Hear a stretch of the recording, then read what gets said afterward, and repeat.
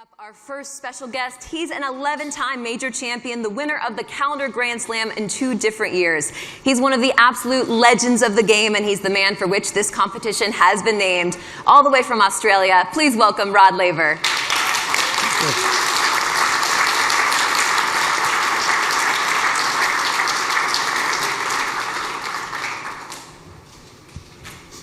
Welcome, Rod. So good to see you. We're going to have you right here. I'm going to join you for a moment right here on this seat right here. Perfect. I can do that. Well, welcome. I have to say, Rod, 1 year ago at this time, Laver Cup was still an idea in our minds. What was it like sitting courtside in Prague, watching it all unfold in real time? Yeah, it was pretty amazing. I'm still sort of starstruck that it's called the Laver Cup, but watching that event for 3 days, it was just magnificent. The way the players played, how they performed, how they enjoyed it. And of course, 17,000 people just admired all the players. And when you see your name, you mentioned headlining such a successful event. What are the emotions? What goes through your mind? Oh, I think, yeah, starting off as a kid, you're not thinking anything like this. But I was very fortunate. I played some of my best tennis at the right time in my career, and so winning those Wimbledon, winning a Grand Slam, it's just purely it's a dream come true. And finally, Rod, we want to say happy belated birthday. You just celebrated the big 8-0. I hope you celebrated in style. I would like to forget them, but it's no. I think I did a lot in these 80 years. I think you packed a lot in for sure. Let's welcome our next special guest, set to once again serve as captain for Team World, a 7-time singles and 10-time doubles Grand Slam champion, a former world #1 in both singles and doubles, Davis Cup champion, and lifetime New Yorker. Please welcome John Mcenroe.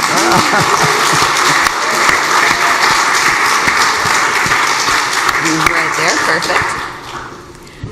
John, welcome. You have 1 year under your belt now as captain of Team World. Tell us what it was like from a captain's perspective. I mean, I think it was one of the best and most exciting weeks that I've been around for many years. To be part of, this, my idol here to my right, and to see the players get behind it as much as they did, and the crowd was amazing. So we're hoping that now that we have the home court advantage, that in Chicago, which is a great sports town, that we can pull this out. So the players are excited. I'm excited. It was an awesome week, and we're looking forward to it being even better this year.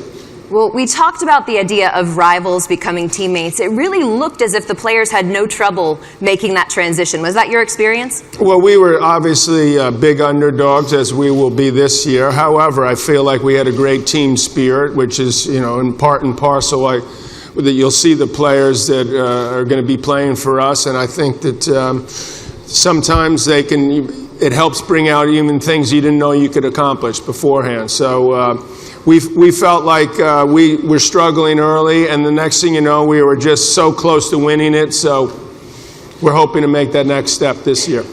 Well, you mentioned Rod as your idol. I know you looked up to him as a kid. How nice is it to be able to really grow his legacy in such an important way? Well, I think that tennis recognizes, hopefully, and the people, Roger in particular, to get behind something like this where, he's our Babe Ruth of our sport, and we're all happy to be part of this. And I think it's important for our history that people, the players and fans, are aware of how we got to where we are today. Absolutely. Well, I think it's time to welcome our next guest. Ranked as high as #1 in the world, he's a 13-time Grand Slam champion, a Davis Cup champion, and as of Sunday, the only player to ever win all 9 ATP Masters 1000 titles from Serbia and from Team Europe. Please welcome Novak Djokovic.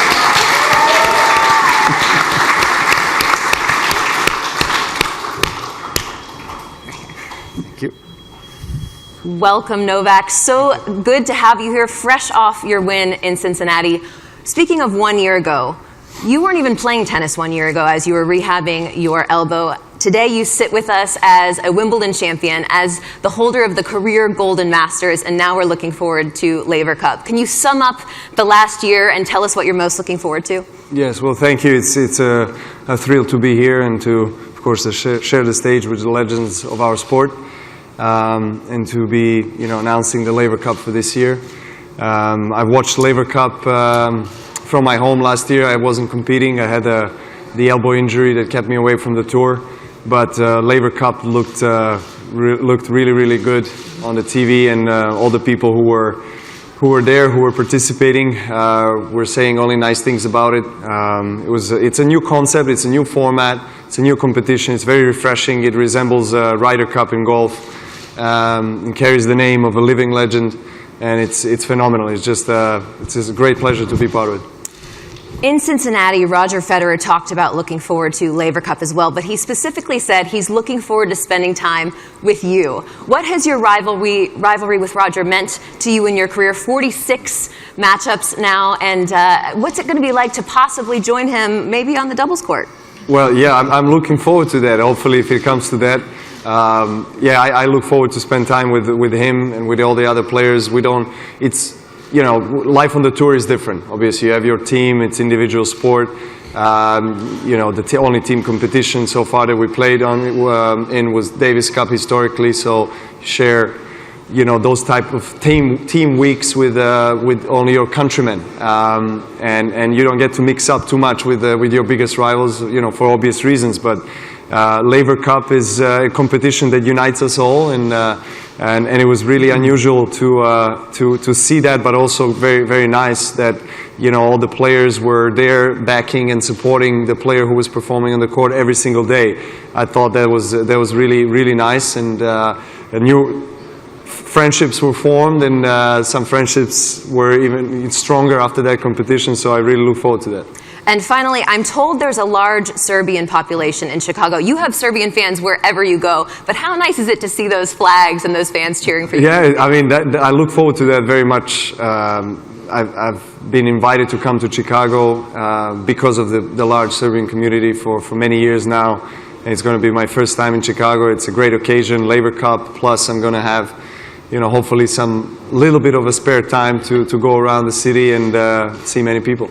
All right, well, it is time now to talk about our teams. I would love for you to help me do the honors as the lone representative of Team Europe. Go ahead and announce our Team Europe. Here we go. Okay, should I stand or? Okay, so ladies and gentlemen, the Team Europe for Laver Cup. In absence of our captain, Mr. Bjorn Borg, I have the honors, so I will start with Roger Federer, Grigor Dimitrov, Alexander Zverev, Kyle Edmund, David Goffin, and myself. So there we go.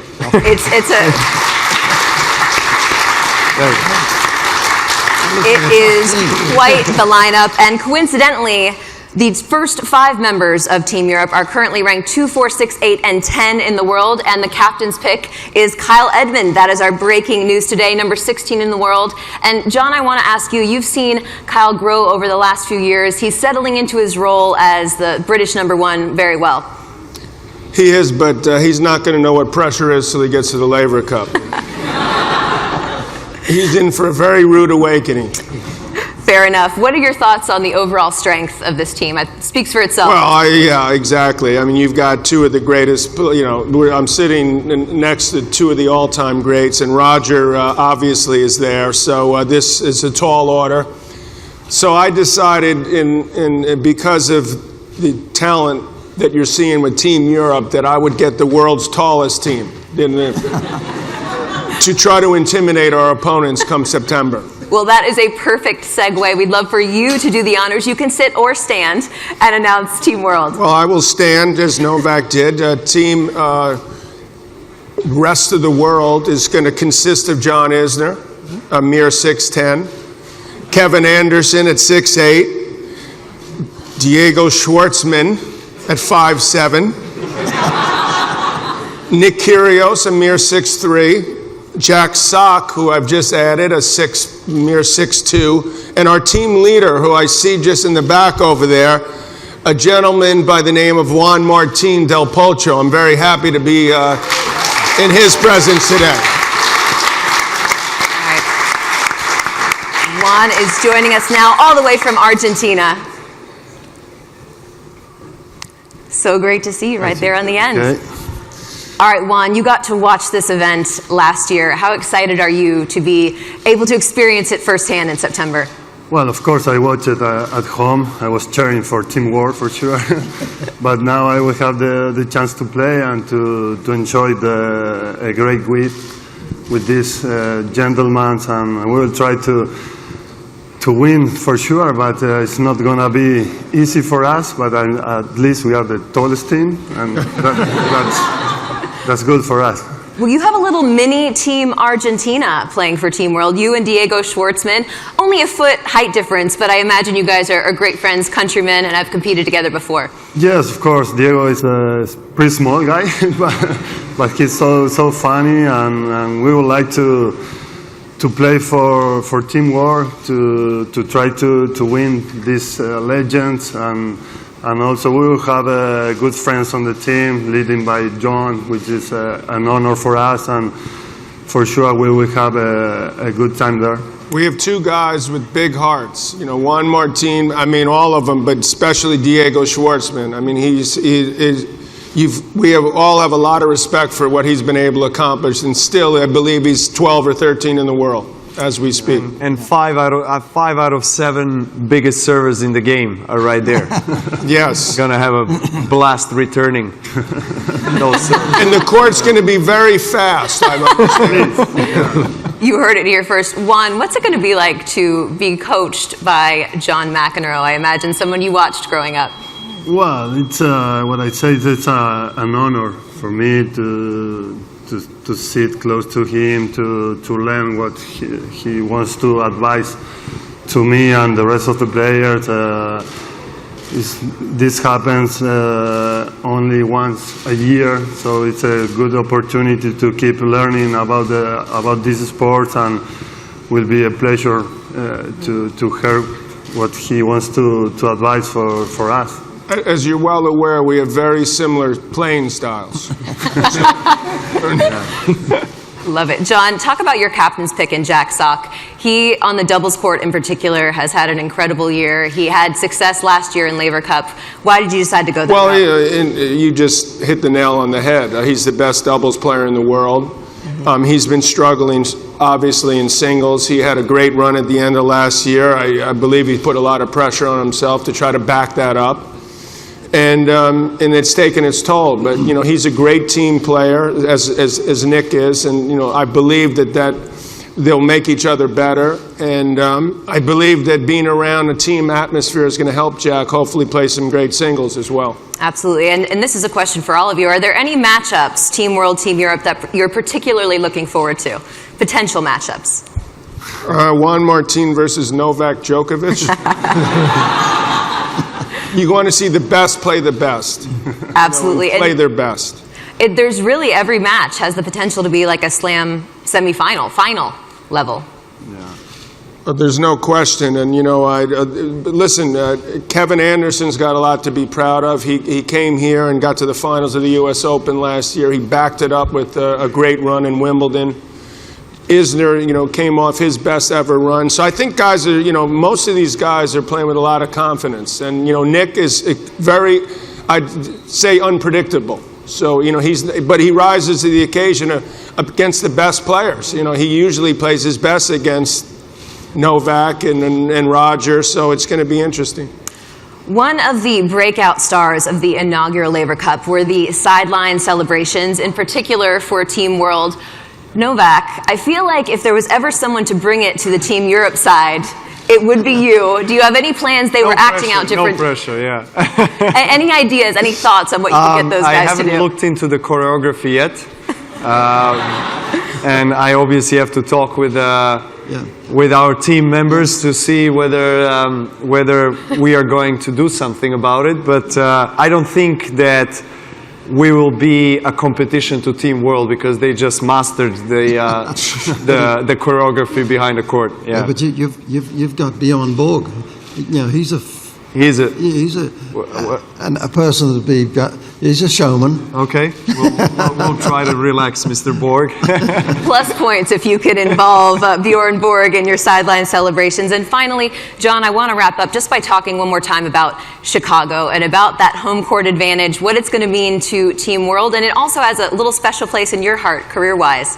Well, you may be referring to the last tournament I ever won, where I beat my brother in the final. So Chicago is a great sports town. I think the people in the States understand that. And so I think other than, I'm a little biased, but I believe New York's the greatest city in the world, followed very closely by Chicago. But New York has the U.S. Open, so given the fact that the proximity in terms of the calendar, I think it makes sense to try to bring it to a place where they're hungry for some great tennis action. And it's been a long time since there's been an event there, so I know from what I'm hearing, the people are very excited in Chicago about having this event. And last but not least, any advice for Juan and Novak? You can give it to Juan, and Novak can listen if you don't want to give advice to the opposing side. Well, You can say in Spanish. yeah. The only words I know in Spanish are curse words. So I think that we have to sort of keep things close to the vest right now, because if you notice, this guy seems to be playing pretty well again. So we have our hands full, but I think we're going to have a couple tricks up our sleeve. All right, well, it is going to be fun to watch. I think at this time we're going to turn it over to some questions for the media. Do we have the roaming microphone?